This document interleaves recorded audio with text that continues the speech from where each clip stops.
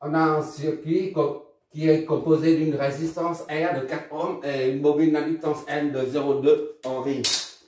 Et d'une source sous forme sinusoïdale, sans un sinus distinct. Il s'agit à présent de déterminer le courant I qui passe par la résistance R et la bobine d'inductance L. Une fois on aura trouvé le résultat du courant et des tensions, on comparera le déphasage. La tension à trouver, c'est la tension V1, 2. C'est celle qui se trouve au bord de la résistance R. Et puis la tension V20, 2, 0, qui se trouve au bord de l'inductance L. D'accord? Et pour que... il faut préparer le circuit maintenant. V1, 2, ça c'est un récepteur. V1, 2, la flèche de tension s'oppose à celle du courant. V1, 2. Variable T. V20, c'est idem. La bobine est un récepteur. Donc V20, T.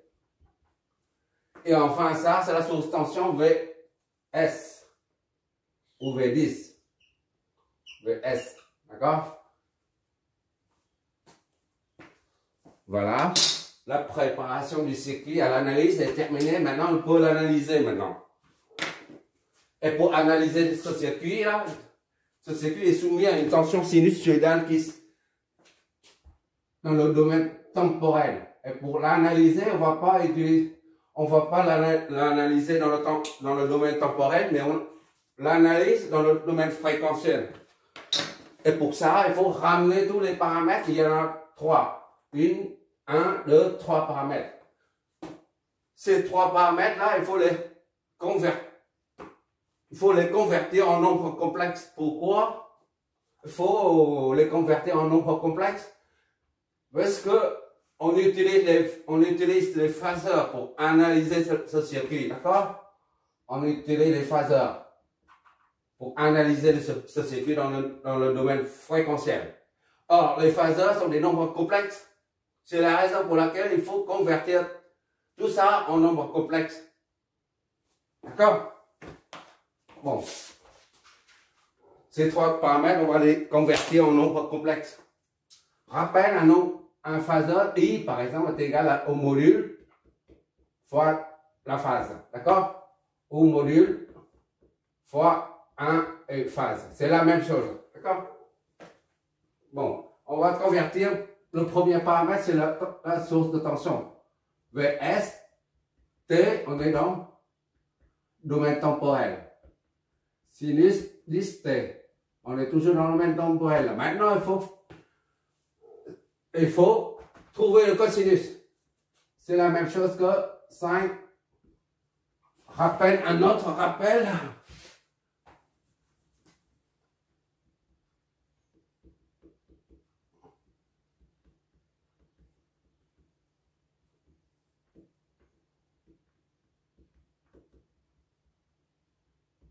Ça, ce sont des formules trigonométriques à retenir absolument. Sinon, on ne peut pas passer de la forme sinus au cosinus. D'accord? Et ainsi vice-versa. Donc, on a sinus, il faut l'amener, convertir en cosinus. D'accord? Sinus, on met cosinus. Sinus phi là. Déjà, ça c'est 5. Je vais détailler. Sinus 10 T plus 0 comme phase, d'accord? Donc maintenant, VST est égal à 5 fois sinus, donc on convertit en cosinus.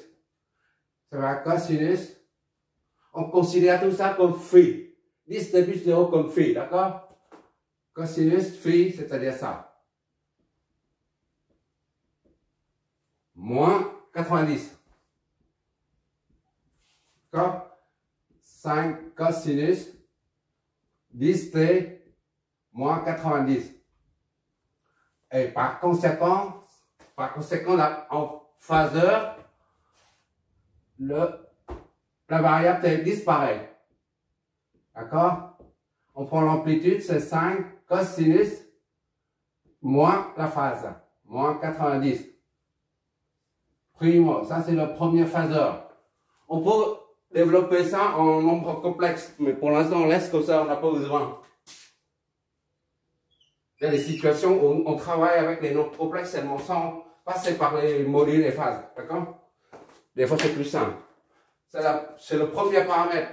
C'est la source de tension du domaine temporel qui est transformée en une source de tension dans le domaine fréquentiel. D'accord? Il n'y a plus de variable T là. Et maintenant, pour Z, le nombre complexe R est égal à Z. Un nombre complexe quelconque est représenté comme ça. A, J, B. Ça, c'est la partie réelle. Ça, c'est la partie imaginaire. Ici, là, il n'y a pas de J. Il n'y a pas de partie imaginaire. Il n'y a que la partie réelle qui est 4. D'accord? Donc, ça, c'est nul, ça. Ça, c'est nul. D'accord? A, c'est 4. A, c'est R. Plus 0. Donc, R, c'est 4.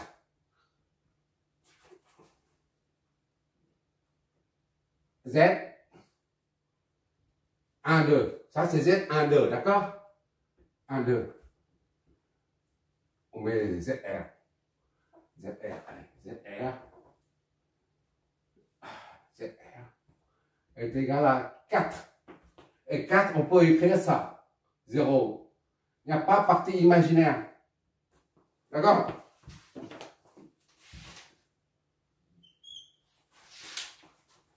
Un petit pas besoin de faire un rappel. Et ça, pour ça, c'est ZL. On a établi une formule pour la réactance inductive dans le domaine fréquentiel, qui est J oméga N. D'accord? Pour une inductance, il n'y a pas de partie réelle, il n'y a que la partie imaginaire. D'accord? Donc J fois oméga, ici c'est 10 radians par seconde. Fois 10 fois L. L c'est 0,2. Soit 2J. D'accord? Or, J est égal à 1,90. Il faut que tu revoies les 3 premières vidéos concernant les phaseurs pour comprendre ça. D'accord? Donc, ZL est égal à 2 fois 1,90. D'accord? 2, c'est un réel, n'importe quel réel. Disons, par exemple, si je dis 10, 20. Et 20, ça signifie que sur la, on a ça. Ici, c'est 20. D'accord? Alors, comme on ne mentionne pas la partie imaginaire, ça signifie que 20, c'est un réel. L'angle est nul. D'accord? Ici, il n'y a pas d'angle. Donc, c'est 20 est équivalent à 20 fois 1, 0. Il n'y a pas de phase.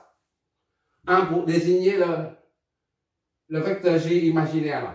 Mais comme il n'y en a pas. Donc, il n'y a pas d'angle. Donc, 20, tu peux l'écrire comme ça. D'accord? 20 ou ça, c'est la même chose. Donc, 2, 0. D'accord? Fois 1, 90. Pour additionner, vous multipliez les deux nombres complexes sous cette forme-là, on prend le module, on multiplie le module et on additionne les phases. ZL est égal à 2 fois 1 et les phases, on les additionne. Donc, ZL est égal à 2,90.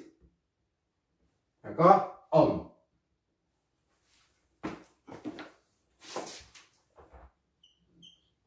On a la source de tension et ZR ainsi que ZN qui sont tous au domaine fréquentiel à présent.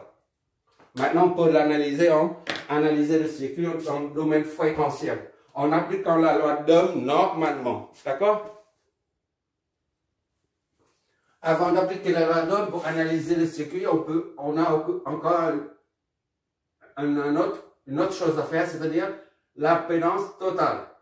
On a ici l'impédance R et l'impédance de L. Maintenant, il faut ajouter les deux pour avoir l'impédance totale. Et on déduit I, d'accord, par la loi d'Ohm. Donc, l'impédance totale, somme, est égale à ZR, toujours en nombre complexe, d'accord, parce qu'on n'est plus dans le domaine temporel, on est dans le domaine fréquentiel. ZL, donc, est égal à 4, 0, plus 2, 90. D'accord? Bon, pour additionner les deux, il faut décomposer en nombre complexe. Mais je vais faire directement. Tu utilises la calculatrice, comme ça c'est beaucoup plus vite.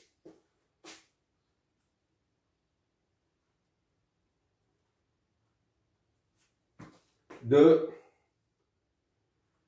4, la phase c'est 0, plus 2, la phase c'est 90. Tout ça, il faut mettre en degrés. Il faut mettre à la calculatrice en degrés. Voilà. Ça donne 4 et 2 i. D'accord?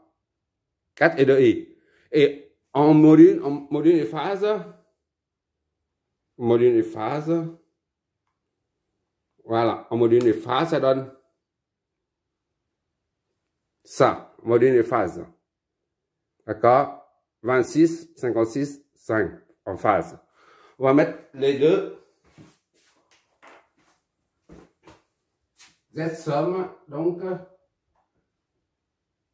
est égal à 2, 4, plus 2G, ou 4,472 et 26, 5 degrés en ohm. D'accord? Ça aussi, tu peux convertir en nombre complexe. Hein.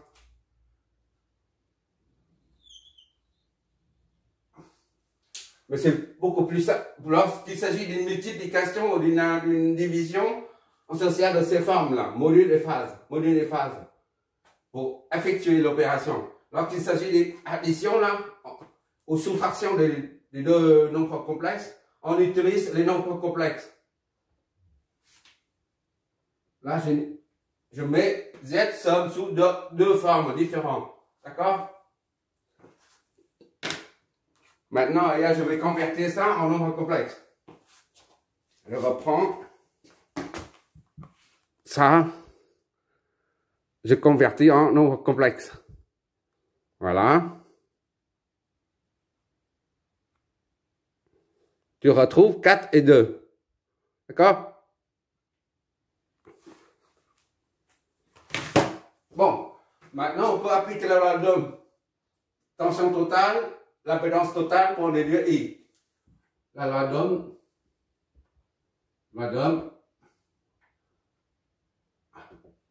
Vs, on est en fréquentiel, il n'y a pas de T, d'accord?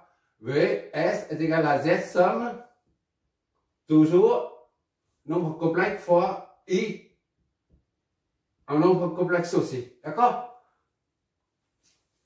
Donc, I est égal à Vs sur Z somme. Soit I est égal à Vs, il est où? 5 moins 90. Moins 90 divisé par Z somme. On prend ça. D'accord? On prend ça, hein? C'est une option.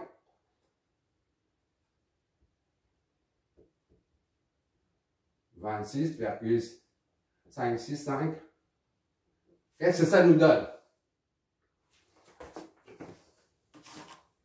Ensuite,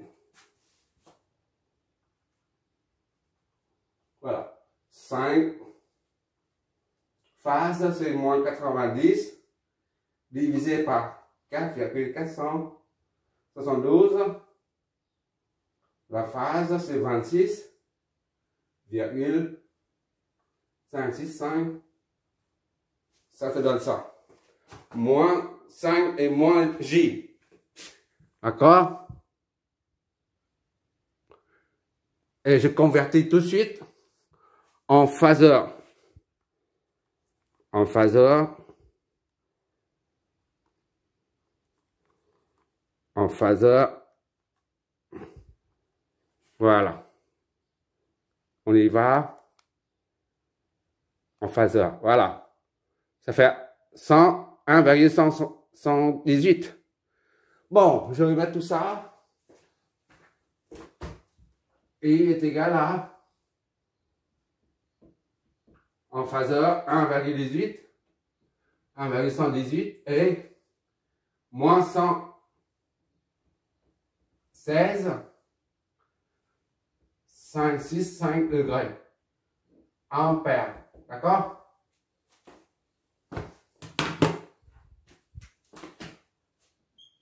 Pourquoi je mets tout ça là en forme de module et phase? Parce que après l'étude d'un réseau de triphasé, un réseau triphasé comme ça, tu as un branche. Tu vas brancher une machine, un moteur ici par exemple, d'accord? Et après tu branches un truc en mono, d'accord? Entre deux phases. Et après tu branches des trucs, pareil, en triphasé. Je dis un exemple, hein. Voilà, une machine ou quelque chose. Tu dois trouver le cosinus phi de cette installation. Et ça, les phases là, nous permettent de trouver le cosinus phi pour réduire au minimum la quantité d'énergie réactive. Voilà, c'est la raison pour laquelle je préfère anticiper en utilisant les phases. On verra tout ça. On va voir les compensateurs et les compensateurs homopolaires, inverses, les composants inverses, tout ça, plus tard. Mais à présent, tu vas t'initier à la notation de phase, des phases. D'accord? Maintenant, on a ça. Il faut trouver tout ça là. Maintenant, on y va.